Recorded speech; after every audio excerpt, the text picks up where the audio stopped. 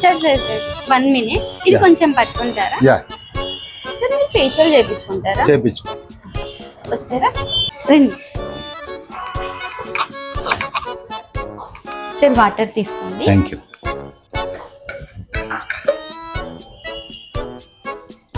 Sir మనం first time ఎక్కడ కలిసాం?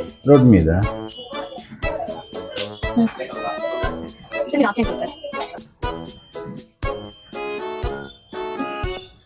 సార్ ఫేషియల్ ఎలా ఉంది?